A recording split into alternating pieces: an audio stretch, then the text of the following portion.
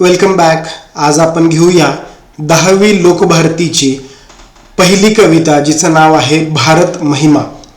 आपण सुरू करताना नेहमीची आपली एकच सूचना आहे की तुमच्या हातामध्ये पुस्तक असलं पाहिजे. तुम्हाला जरी स्क्रीनवर हे सगळं दिसतीये कविता, मी शिकवणारे धडे तुम्हाला स्क्रीनवर जरी दिसत असतील तरी माझं नेहमी हे म्हणणं असतं की तुमच्या हातामध्ये पुस्तक असलं पाहिजे, पेन पेन्सिल असली पाहिजे, कारण की शेकडो संदर्भ असतात जे तुम्ही तिथं लिहिणं गरजेचं आहे. आणि ते आता तुम्ही लिहिले, तुमच्या हाताखालनं एकदा गेले तर पुढच्या वेळी ते तुम्हाला जास्त चांगल्या पद्धतीनं समजू शकतात. एवढीच सूचना.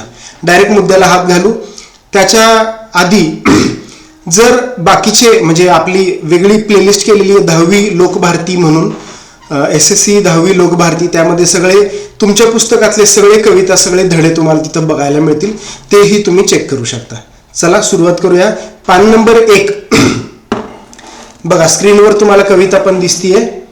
भारत महिमा. भारत म्हणजे भारत, आपला देश, हिंदुस्तान, इंडिया. आणि महिमा या शब्द, हे सगळं तुम्ही लिहायचं तिथं.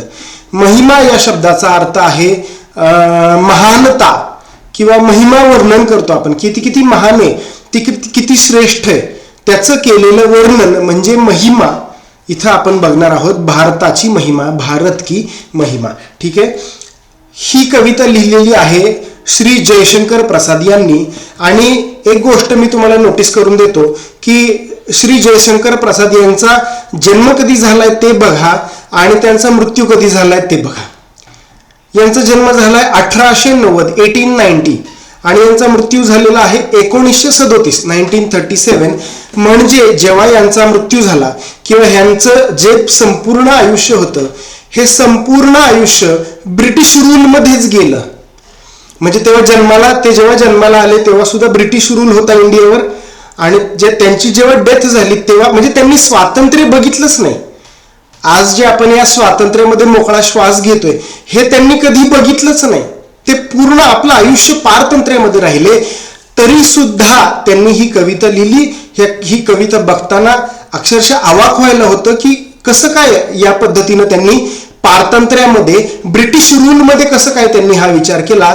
आणि आपण हिस्ट्रीमध्ये शिकतो ब्रिटिश रूलमध्ये इन्कलाब जिंदाबाद म्हटलं तरी किंवा वंदे मातरम म्हटलं तरी जेल होत होती, फटके मिळत होते.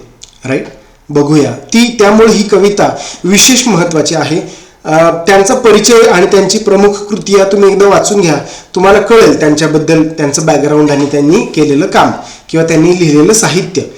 आपण पद्य संबंधी बघूयात. प्रस्तुत कविता में कवी ने, प्रस्तुत कविता म्हणजे ही जी दिलेली कविता आहे याच्यामध्ये कवीनं अपने देश के गौरवशाली अतीत म्हणजे भूतकाळ, पास्ट टेन्स का सजीव वर्णन किया है. खूप जिवंत पद्धतीनं त्यांनी आपला इतिहास लोकांसमोर मांडलेला आहे. कवि का कहना है कि हमें अपने देश पर गर्व करते हुए उसके प्रति अपना सर्वस्व न्यौछावर करने के लिए हमेशा तत्पर रहना चाहिए. ते असं म्हणतायत. मी तुम्हाला परत एकदा आठवण करून देतो की ते पारतंत्र्यामध्ये आहेत, ते ब्रिटिश रूलमध्ये आहेत. त्यांनी त्यावेळी फ्रीडम फायटर्स जे होते आपले, त्या काळातले जे स्वातंत्र्य सेनानी होते किंवा जी तुमच्यासारखी मुलं होती ज्यांना भारतासाठी काहीतरी करायचं होतं, त्यांना इन्स्पायर करण्यासाठी, त्यांना मोटिवेट करण्यासाठी ही कविता लिहिली. त्यामुळं ते असं म्हणतायत की आपल्याला देशासाठी जीव द्यायची वेळ आली तरी सुद्धा तो आपण आनंदानं दिला पाहिजे. आज ही जी परिस्थिती आहे 2026 मध्ये आज आपण बसलोय, मी हा व्हिडिओ रेकॉर्ड करतोय जुलै महिन्यामध्ये. आज परिस्थिती अशी नाहीये की आपण देशासाठी जीव द्यावा, त्याची काही गरज नाहीये. पण एक देशासाठी आपण चांगले नागरिक जरी बनलो, चांगले सिव्हिलियन बनलो तरी सुद्धा चिकार आहे. बघा पुढं. हमेशा तत्पर रहना चाहिए. तत्पर म्हणजे एकदम तयार असलं पाहिजे आपण. म्हणजे कधी वेळ आली की लगेच आपण सर्वस्व आपण देशासाठी दिलं पाहिजे असं जयशंकर प्रसाद म्हणतात. आपण सुरू करूया. तुम्हाला स्क्रीनवर दिसतंय. हिमालय के आंगन में उसे किरणों का दे उपहार. हिमालय के आंगन में, हिमालय म्हणजे हिमालय, आंगन म्हणजे अंगण किंवा फ्रंट यार्ड, ज्याला आपण फ्रंट यार्ड कुठं असतं, घराच्या समोर असतं अंगण, बरोबर. मग आपला देश कुठे आहे, हिमालयाच्या अंगणात आहे. म्हणजे असं हिमालय आहे आणि त्याच्या समोर एक मोठं अंगण आहे, तो आपला देश आहे. त्या अर्थाने यांनी म्हटलंय हिमालय के आंगन में. ओके, किरणों का दे उपहार. किरणों का म्हणजे सूर्यकिरण जे आहे, म्हणजे आपला हा जो देश आहे, आपल्या देशामध्ये सूर्यकिरण, सनलाइट भरपूर, plenty of sunlight we have, right. त्या अर्थानं ते असं म्हटलंय. आणि किरण म्हणजे सूर्यकिरण, का दे उपहार. उपहार म्हणजे गिफ्ट किंवा भेट. खूप सनलाइट मिळालंय आपल्याला. आता पुढे पुढे येणार आहे, मी ते तुम्हाला सांगतो.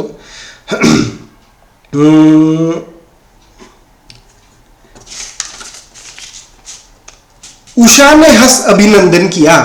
उषा म्हणजे सकाळची वेळ, सुबह ने हस अभिनंदन किया और पहनाया हीरक हार. आता ते काय म्हणतायत बघा बरं का, की सकाळी दवबिंदू पडतात बघा. दवबिंदू म्हणजे ड्यूज असतात ना, ड्यू ड्रॉप्स, ते पडतात पानांवर आणि त्याच्यावर सूर्यकिरण पडतात, तर ते मोत्यांसारखं वाटतं, असं मोत्यांसारखं चमकतं, असं ते म्हणजे ही अलंकार आहे. शेवटी बघा कविता आहे, कवितेमध्ये कुठलीही गोष्ट शब्दशः अर्थ नसतो, आपल्याला ते कल्पना आहे. तुम्हाला एक गोष्टीची मला आठवण करून द्यायची आहे. ही कविता आता पहिले 2 ओळी तर घेतल्या आपण, पण तुम्ही समजून घ्या की भारत हा देश इतका भारी देश आहे इन टर्म्स ऑफ जॉग्रफी. ठीक आहे, भूगोलानी म्हणजे निसर्गाने किंवा भूगोलाने आपल्या देशाला इतकं दिलंय, इतकं जबरदस्त दिलंय.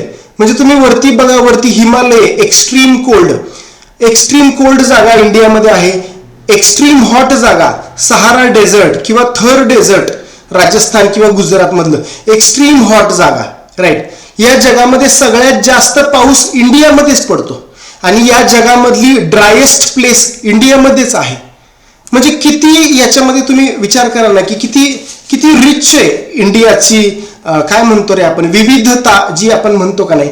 बघा ना, डेन्स फॉरेस्ट आहे तिथं. किती मोठा समुद्र किनारा आहे. गुजरात पासून पश्चिम बंगाल पर्यंत किती 7,500 किलोमीटरचा समुद्र किनारा आहे आपल्या देशाला, राईट. आपल्या देशामध्ये डेन्स फॉरेस्ट, कितीतरी प्रकारची बायोडायव्हर्सिटी आहे आणि किती सुंदर एन्व्हायरमेंट आहे आपल्याकडं, नेचर आहे, राईट. तर आपल्याला म्हणजे आपल्याला खूप प्राऊड आहे आपल्या जॉग्रफीचा, आपल्याला प्रचंड प्राऊड आहे, राईट. आणि ते आपल्याला मिळालेलं गिफ्ट आहे, राईट. बघा पुढं सेकंड स्टांजा आपण घेऊ. कवितेमध्ये पॅरेग्राफ नसतो, स्टांजा असतो. बघा, जगे हम लगे जगाने विश्व, लोक में फैला फिर अलोक. जगे हम म्हणजे हे असं म्हणायचंय, यांना असं म्हणायचंय की सगळ्यात पहिला ज्ञानोदय भारतामध्ये झाला, म्हणजे ज्ञानाचा सगळ्यात पहिला उदय भारतामध्ये झाला. तुम्हाला माहिती का, ओल्डेस्ट कल्चर आहे या जगातलं, म्हणजे जे ओल्डेस्ट कल्चर्स पैकी आहे, एक आहे सुमेर सिव्हिलायझेशन मेसोपोटेमिया मधलं किंवा आपलं इंडियामधलं. किंवा तुम्हाला माहिती का, हिंदू धर्माला एक शब्द आहे, तुम्हाला माहिती का कोणता? तुम्हाला माहिती असेल तर व्हिडिओ पॉज करून कमेंट करा. हिंदू धर्माला एक शब्द आहे, तो शब्द आहे सनातन. सनातन म्हणजे ज्याची सुरुवात कुठे झाली हे आपल्याला माहिती नाही, राईट. म्हणजे इतकी ओल्डेस्ट, म्हणजे आपल्याला ख्रिश्चनिटीची सुरुवात आपल्याला माहिती आहे, बुद्धिझमची सुरुवात आपल्याला माहिती आहे, आपल्याला हिंदुइझमची सुरुवात नाही माहिती आहे, बरोबर. त्या अनुषंगाने असं म्हणतोय की तुम्ही विचार करा ना, जेव्हा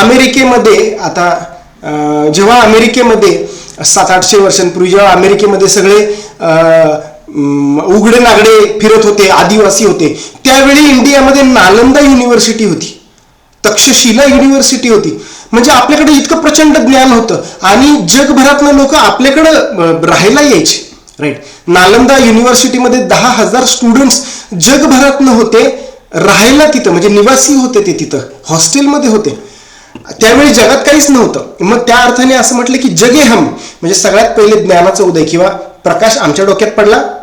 लगे जगाने विश्व म्हणजे सगळ्या जगामध्ये आम्ही ज्ञानाचा प्रकाश पसरवला, सगळ्या जगामध्ये आम्ही नॉलेज स्प्रेड केलं. लोक में फैला फिर अलोक. लोक म्हणजे जग आणि लोक में फैला फिर अलोक. अलोक म्हणजे अलोकचा अर्थ आहे प्रकाश. सगळ्या जगामध्ये कसला प्रकाश पसरला? ज्ञानाचा प्रकाश पसरला. ठीक आहे, पुढे बघूया.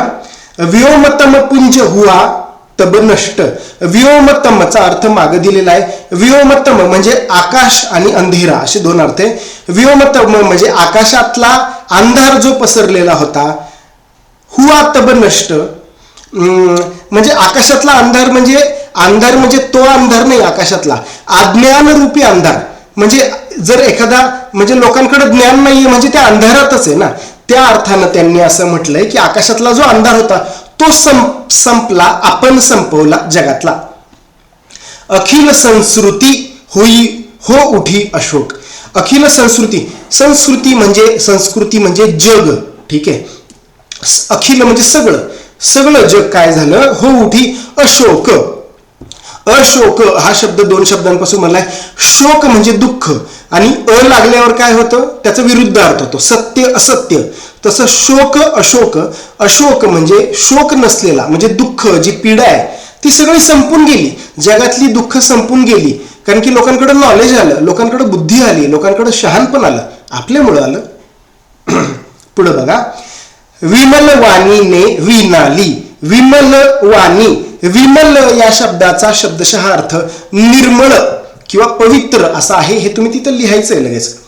निर्मळ पवित्र वाणीने विणाली म्हणजे सरस्वती देवीला विमल वाणी असं म्हटलंय. सरस्वती कशाची देवता आहे, बुद्धीची देवता आहे. तुम्ही तिचा फोटो बघितला असेल, तिच्या हातामध्ये काय असतं, विणा असते. विणा इज अ म्युझिकल इन्स्ट्रुमेंट. ठीक आहे.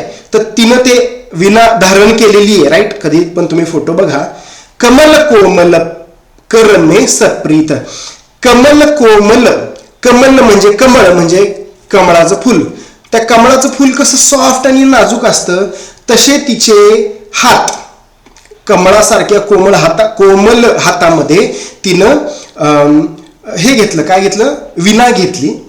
आणि कर्मे सप्रीत, सप्रीत, प्रीत म्हणजे प्रेमानं, सप्रीत म्हणजे प्रेमासह म्हणजे आनंदाने प्रेमाने त्याने ते घेतली. ठीक आहे. सप्तस्वर सप्त सिंधू में उठे. सप्तस्वर, सप्त म्हणजे सात, स्वर म्हणजे स्वर. सात स्वर कोणते आहेत माहिती ना, सा रे ग म प ध नी, हे 7 स्वर आहेत. बरोबर. सप्तस्वर सप्त सिंधू में उठे. सप्त सिंधू म्हणजे 7 नद्या आहेत. बरोबर. त्या म्हणजे प्रमुख 7 नद्या, त्या प्रमुख 7 नद्यांमध्ये 7 शब्द उमटले किंवा 7 स्वर उमटले. सरस्वती गायला लागली असं त्यांचा अर्थ आहे. छिडा तब मधुर साम संगीत. छिडा म्हणजे तयार झालं, ते नाही का म्युझिक छेडलं गेलं किंवा तान छेडला गेला, राग छेडला गेला असं म्हणतात ते. तर छिडा तब मधुर साम संगीत म्हणजे खूप खूप गोड धून तयार झाली, आनंदी गाणं तयार झालं. ठीक आहे. पुढे बघूया. विजय केवल लोहे की नाही. स्क्रीन खाली घ्यायचं लक्षात राहिलं बघ.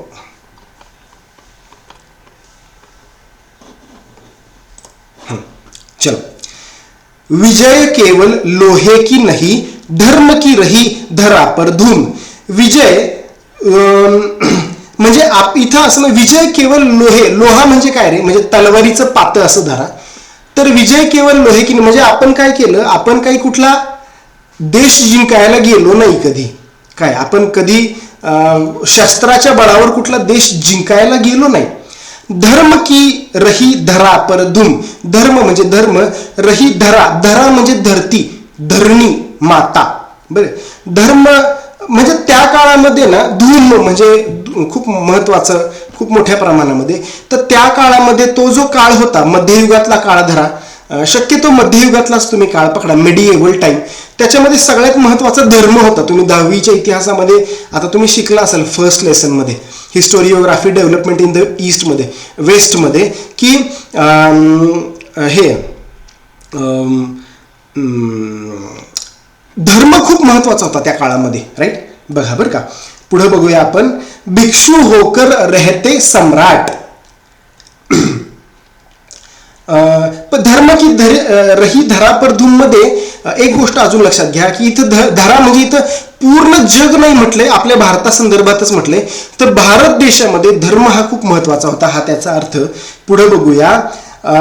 भिक्षू होकर रहते सम्राट. भिक्षू म्हणजे भिक्षा मागणारे, भिक्षुक किंवा भिक्खू म्हणतो ना आपण. होकर रहते सम्राट, सम्राट म्हणजे मोठे मोठे राजे होते, तर त्यांनी काय केलं, त्यांनी स्वतःच्या राज्याचा त्याग केला, सगळं सोडून दिलं, ऐशो आरामाचं जीवन होतं. 2 जण होते, कोण सांगा, एक म्हणजे बुद्ध आणि दुसरे महावीर. ते राजपुत्र होते, ते राजकुमार होते, त्यांनी सोडून दिलं सगळं, संन्यास घेतला आणि पायी फिरून अख्खं भारत फिरून त्यांनी धर्माचा प्रसार केला. सोपं आहे का एवढं मोठं राज्य, काय आयुष्यमध्ये जगता आलं असतं, पण ते सोडून मानवतेच्या कल्याणासाठी बाहेर पडणं ही बहुत बडी बात होती है यार, राईट.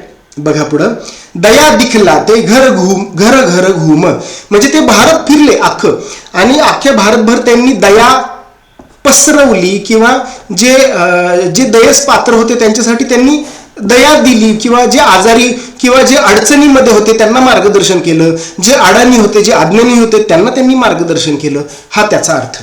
पुढे बघा, यवन को दिया दया का दान. यवन, आता इथं काय म्हणायचं बरं का, यवन किंवा युनान हा जो शब्द आहे का नाही, हा शब्द कुठल्या अर्थाने येतो माहिती का. युनान देश होता, जुन्या डायनेस्टी होती मेडिएवल टाइम्समध्ये,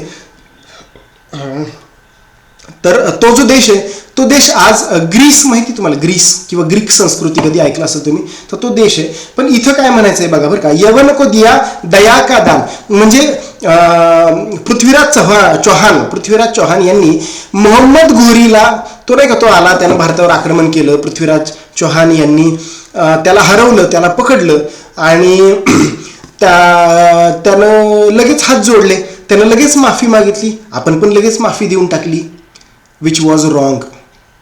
जे चुकीचं होतं, अत्यंत चुकीचं होतं, आणि ज्यानं पुढं सगळा वाढवा झाला, राईट. पण ठीक आहे, असू द्या. इथं ते म्हणतायत तसं की यवन को दिया दया का दान जो नहीं देना चाहिए था, चीन को मिली धर्म की दृष्टी. चीन को मिली धर्म की दृष्टी. तुम्हाला माहिती का, सम्राट अशोकानं त्याची मुलगा महेंद्र आणि मुलगी संघमित्रा चायनामध्ये पाठवले होते धर्म प्रसारासाठी, बौद्ध धर्माच्या, आणि त्यांना अनेक जण चायनामध्ये, श्रीलंकेमध्ये, मुलाला आणि मुलीला, महेंद्र आणि संघमित्राला श्रीलंकेमध्ये पाठवलं. अनेक जणांना त्यांनी चायनामध्ये पाठवलं धर्म प्रसारासाठी. आज सुद्धा चायनामध्ये एक खूप मुख्य धर्म म्हणून बुद्ध धर्म मानला जातो. साधारण त्याचं म्हणजे कुणी 4% म्हणतं, काही मानणारे त्याचे काही 20-25% लोक बुद्धाला मारणारे चायनामध्ये पण आहेत असं दाखवतात. ठीक आहे, म्हणजे असे काही स्टॅट्स आहेत. पुढे बघूया. हा, मिला था स्वर्ण भूमी को रत्न. स्वर्णभूमी म्हणजे यांना म्हणायचं म्यानमार माहिती तुम्हाला, इंडियाच्या ईस्ट साईडला आहे, इंडियाच्या राईट साईडला आहे बघा, म्हणजे आपण इंडियाचा मॅप समोर धरला तर राईट साईडला आहे म्यानमार. त्याला स्वर्णभूमी म्हणायच्या आधी बरं का. तर म्यानमारला मिला था स्वर्णभूमी को रत्न म्हणजे काय की तिकडे पण बुद्ध धर्म आहे. मग बुद्धाचे ते जे हे आहेत का नाही, बुद्धाचे ते 3 रत्न आहेत, म्हणजे 3 प्रकारचे ते विचार आहेत, ते म्यानमारला मिळाले. पुढे बघा, शील की सिंहल को भी सृष्टी. सिंहल म्हणजे श्रीलंका बरं का. आता शील म्हणजे कॅरेक्टर इंग्लिशमध्ये, किंवा मराठीमध्ये चारित्र्य ज्याला आपण म्हणतो.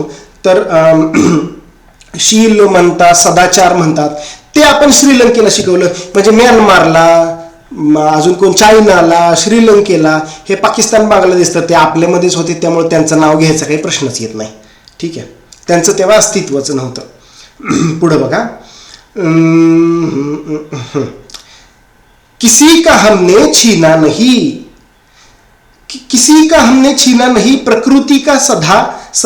प्रकृति का रहा पालना यही. किसी का हमने छीना नहीं म्हणजे कुणाच्या तोंडातला घास आम्ही ओढून घेतला नाही भिकाऱ्यासारखा, राईट, हावऱ्यासारखा.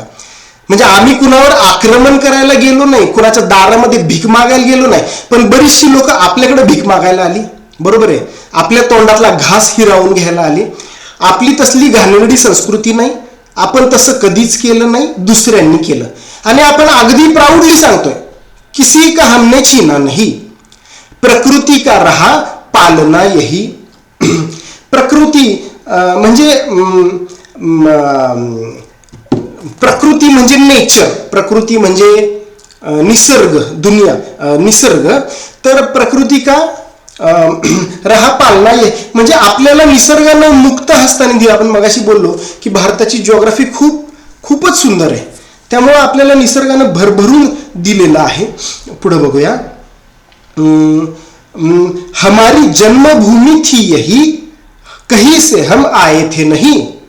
म्हणजे आम्ही काही कुठनं बाहेरनं येऊन नाही इथं हे केलं, म्हणजे आम्ही इथले मूळ आहोत, आम्ही मूल निवासी आहोत, आम्ही इथले मूळ आहोत, आमचं मूळ आहे इथं, आम्ही इथले भूमिपुत्र आहोत, कुठून बाहेरनं नाही आलो आम्ही इथं. ठीक आहे. चरित थे पूत, बघा बरं का, पूत म्हणजे लोक इथले कसे होते, चरित्रवान. थांबा,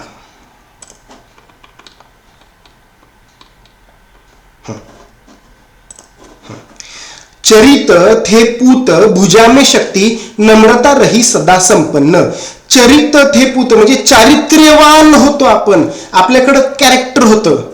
त्याचं एक फॅन्टॅस्टिक उदाहरण आहे छत्रपती शिवाजी महाराज. त्यांनी जेव्हा एका ह्याला हरवलं, दुश्मनाला हरवलं आणि त्याची स्त्री त्यांच्या समोर उभी केली मावळ्यांनी की हे बघा ही दुश्मनाची स्त्री आहे, तेव्हा छत्रपती शिवाजी महाराज म्हटले की तिला साडी चोळी द्या, ती आपल्या आईसारखी आहे आणि तिला परत सोडून या. महाराजांना वाटलं असतं तर ते काही पण करू शकले असते, पण नाही, चारित्र्य आहे, कॅरेक्टर आहे आपल्याकडं. राईट. चरित थे पूत भुजा में शक्ती, भुजा म्हणजे हातांमध्ये शक्ती होती. नम्रता रही सदा संपन्न, नम्रता म्हणजे हंबलनेस, हंबल होतो आपण. तुम्ही बघा मोठी मोठी माणसं सुद्धा अत्यंत हंबल होती, मोठे मोठे राजे महाराजे सुद्धा ऋषी मुनी आले की वाकून नमस्कार करत होते. ही संस्कृती आहे आपली. आज सुद्धा तुमच्या घरी जर पाहुणे आले किंवा तुम्ही कुठल्या पाहुण्यांच्या घरी गेले तर घरातून निघताना आपण काय करतो, किंवा पाहुण्यांकडे गेले पहिले काय करतो, पहिले पाया पडतो आपण त्यांच्या, किंवा निघताना पाया पडतो. आम्ही सुद्धा अजून पाया पडतो का, आपली संस्कृती आहे, आपलं कल्चर आहे. पुढे बघा. हृदय के गौरव में था गर्व, किसी को देख न सके विपन्न. हृदय के गौरव में था गर्व म्हणजे आमच्या संस्कृतीचा आम्हाला अभिमान होता आहे. किसी को देख न सके विपन्न, विपन्नचा अर्थ निर्धन असा आहे. दुःखी हा पण अर्थ त्याचा घेऊ शकता. आपण कुणाला दुःखी बघू शकतो का, नाही बघू शकतो. आजही आपण आपल्या दारावर एखादा गरीब भिकारी आला तर आपली आई आपण कधी त्याला हाकलून देतो का, आपल्या दारावर आले. आज आपली संस्कृती काय म्हणती की आपल्या दारामध्ये कुणी पण आले ना त्याला उपाशी काय 2-5 रुपये द्या, 10 रुपये द्या, खायला द्या, काही द्या, त्याला बिस्किट पुडा द्या, पण आपण मोकळ्या हाताने पाठवतो का, नाही पाठवते. आपली संस्कृती नाहीये.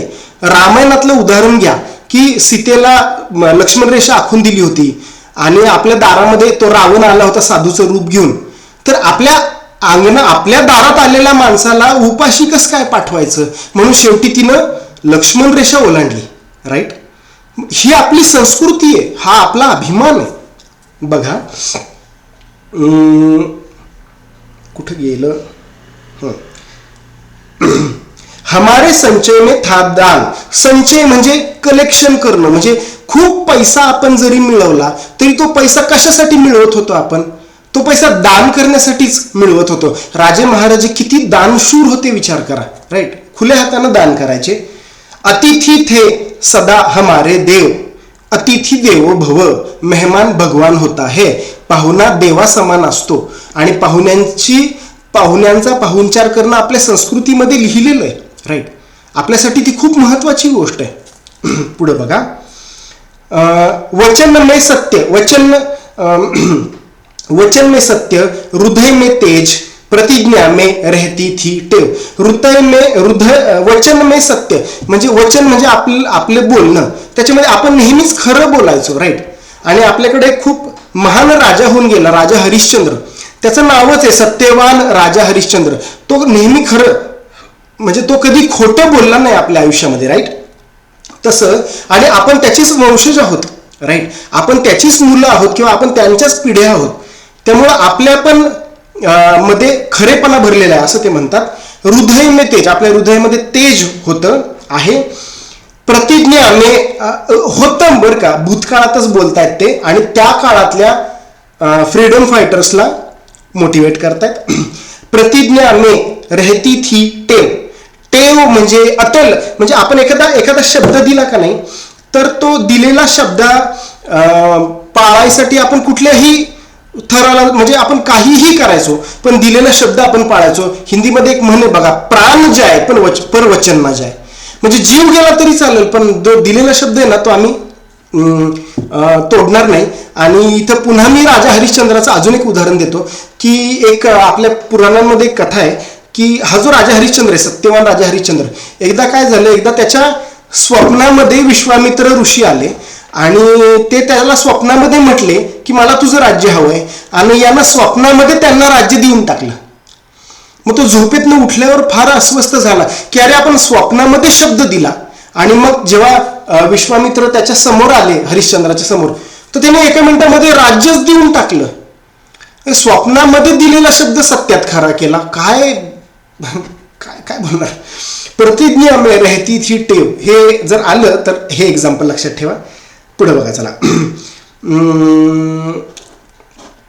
थोडंसं खाली येतं म्हणजे हा, चला पुढे बघूया. वही है रक्त, आजही आमच्या धमन्यांमध्ये तेच रक्त वाहतं. छत्रपती शिवाजी महाराजांचंच रक्त वाहतं, महाराणा प्रतापचं रक्त वाहतं आमच्या धमन्यांमध्ये आज सुद्धा.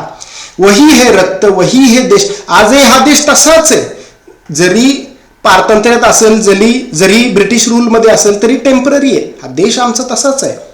वही साहस है वैसा ज्ञान, तेच शौर्य आहे आमच्याकडं, तेच ज्ञान आहे आमच्याकडं. वही है शांती, वही है शक्ती, आजही ती शांती आमच्याकडे आहे, शांतता आहे, शक्ती आहे.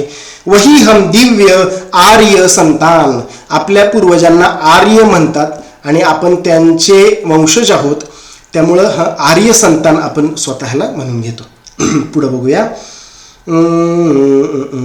हा पुढे बघा चला. जिये तो सदा इसी के लिए,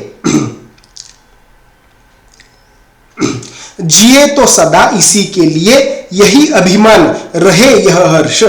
जिये तो सदा म्हणजे जोपर्यंत आपल्याला जगायचं आहे ना तोपर्यंत आपण देशासाठीच जगलं पाहिजे. सदा इसी, नेहमी देशासाठी. यही अभिमान रहे यह हर्ष, हर्ष म्हणजे आनंद. हाच आमचा अभिमान आहे, हाच आमचा आनंद आहे. आमचा देशाची सुटका झालेली बघणं, किंवा आमचा देशाचा काय संपन्नता झालेली बघणं. पुढे बघा. निछावर कर दे हम सर्वस्व, निछावर करना म्हणजे अर्पण केलं, सर्वस्व अर्पण केलं आम्ही. कुणासाठी? देशासाठी. हमारा प्यारा भारतवर्ष म्हणजे हा जो भारत देश आहे याच्यावर आम्ही आमचं सर्वस्व अर्पण करून टाकतो. जीव द्यायची पाळी आली, जीव द्यायची वेळ आली, हसत हसत जीव देऊन टाकतो. राईट. चला, ही एक सुंदर कविता झाली. आय होप तुम्हाला बऱ्यापैकी समजली असेल. काही प्रॉब्लेम्स असतील कमेंटमध्ये मला सांगा, तुमच्या कमेंटनुसार मग मला त्या गोष्टी समजतात. आणि ही कविता राईममध्ये आहे बघा. उपहार, हार, आलोक, अशोक, सप्रीत संगीत किंवा हर्ष, भारतवर्ष, हे सगळे इथं रायमिंग वर्ड्स आहेत, त्याच्यामध्ये ही कविता लिहिलेली आहे. चला, आजच्या पुरतं एवढंच. काही अजून तुम्हाला क्वेश्चन आन्सर्स हवेत का? कुठले टॉपिक जास्त अवघड आहेत ते मला सांगा. कोणते टॉपिक डबल घ्यायचे असतील तर ते सांगा. कमेंटमध्ये बोलूयात आपण. चला, तोपर्यंत आता थांबतो. Tata, bye bye, see you in the next video.